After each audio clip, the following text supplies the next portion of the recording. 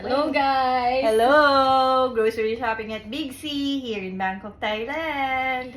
Okay, first on our list is this sweet tamarind.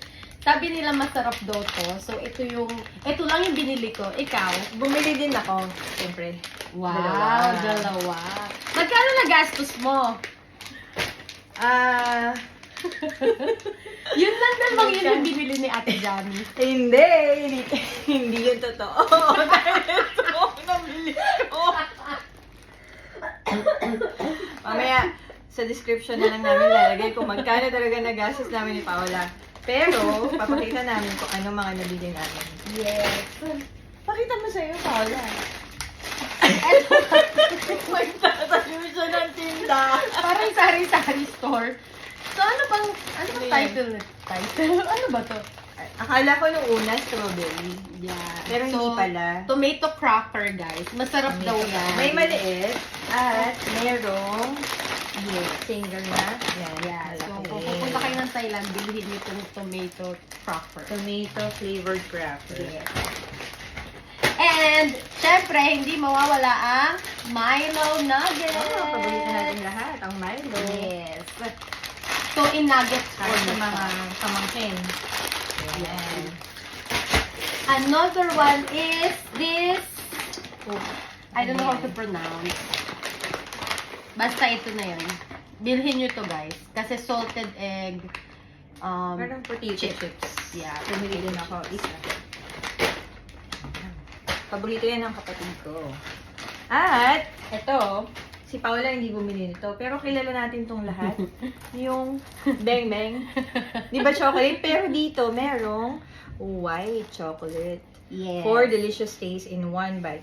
Yung isang box ng ganito, Bang bang. 4 delicious tastes. 12 pieces. 12 pieces yung isang box. Next is, gusto ko kasing matikman yung sardine sa Thailand. So, bumili kami ng dalawang sardinas. Magkaibang brand siya. Hindi ko rin alam kung paano i-pronounce. Basta yan na yun. And this one is 3 Lady Cooks. Ay, Siguro mas masarap to. meron. Tatlo na kasi yung Oo. babaeng nagluto. Ay, yung isa, hindi sardinas mackerel. Ah, Ayan. mackerel. This one is Dijon. tomato sauce. Mackerel in tomato sauce.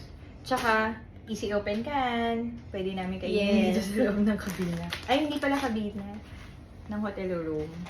So guys, habang nag-vlog kami, kakainin ko muna itong sweet tamarind. Sige, tikman natin. Ano? Tamarind, crystallized flavored plum. Okay. Ah, flavored plum pala. Akala. Tama yun.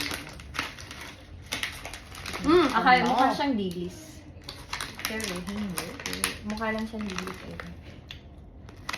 Masarap. Ayun, mukhang dilis pero sampalok. Masarap nga. Chewy. Marami silang klase ng sampalok treats doon. Sorry to flavored plum. Hindi siya sobrang asim. Matamis. Kawadi ka. Papunta. Ano ba nabili natin? Oh, eto. Nga. Si Paula hindi bumili.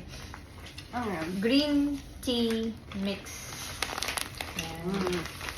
Nakita ko yung kasamahan ko sa work nito. She's from Thailand. Nung pinirepair niya to, kailangan niyang i-squeeze sa ano parang hanky. Yung sa panyo. Talaga. Hindi to yung instant. Kailangan ibabad sa mainit na tubig. Tapos, yun. Haluan na lang ng sugar or honey. Kung anong gusto mo. Ayan. Ito yung binili ko. Isa lang. Ito kasi yung binili ko, guys. Yung 3-in-1. Pwedeng hot and pwede rin cold. O maraming bumibili nito. Bumili din ako. Ano ba binili ko? Dalawa? Isa lang yata.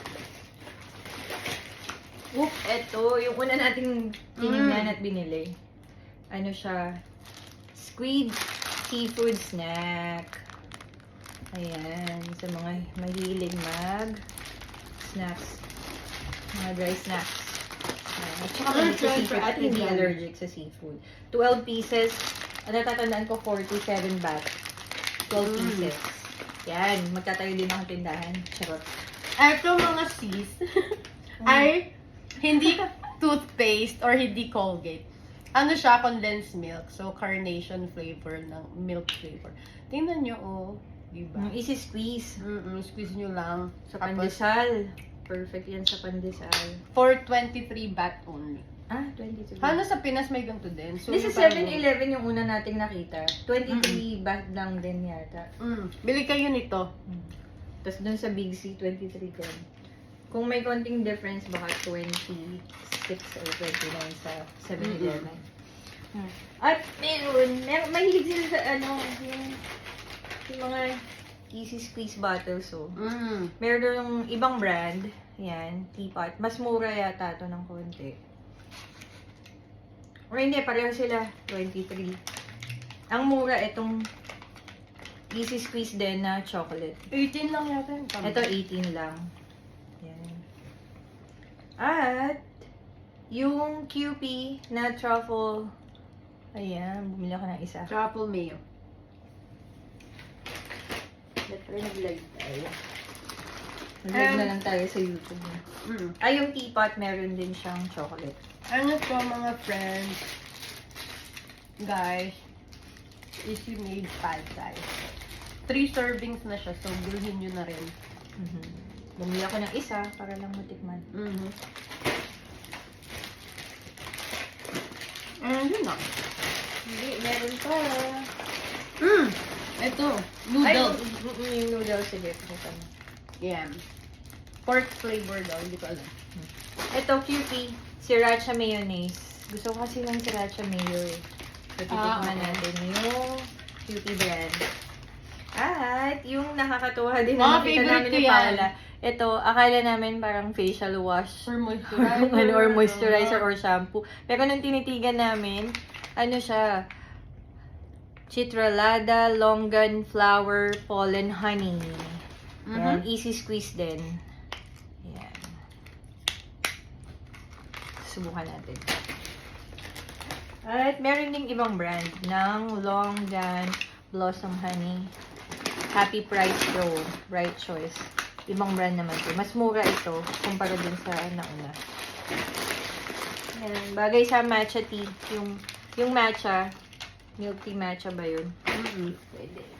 Ano pa ang binili mo? Ay, ito. QP, cheddar cheese. Bumili ka din, di ba? Yan. Huwag nyo kalimutan. yun. Sausawan. At ito, wala ka na? Ano to? Natuwa ako, bibigay ko sa mga pamangkin ko, milk tablet. Ayan. Tapos, yung milk tablet, saka merong chocolate malt flavored milk tablet. Nakita ko dun sa counter. Bibigay ko sa mga pamangkin ko. Nice. Titikman din natin, syempre, pag binuksan nila. Ano pa ba nabili natin? Pwede na ba tayo magtayo ng tindahan? At, after namin bayaran, nalaman namin na merong tax refund. Dapat If- worst 2K. Yun. Baht. Pwede kang mag-claim. So, halos more than 2,000 pesos yata. 2,000 baht kami. Combined yung groceries. 80 baht yung Yung tax tax refund. So, parang more or less, or more than 100 pesos. Pwede nang pangkape sa airport. Sa Suwari. Anong pangalan? Suvarami What's so Airport. Ayan. Basta magdala kayo ng eco bag. Oh, yun lang. May sasabihin ka pang iba? Ang haba.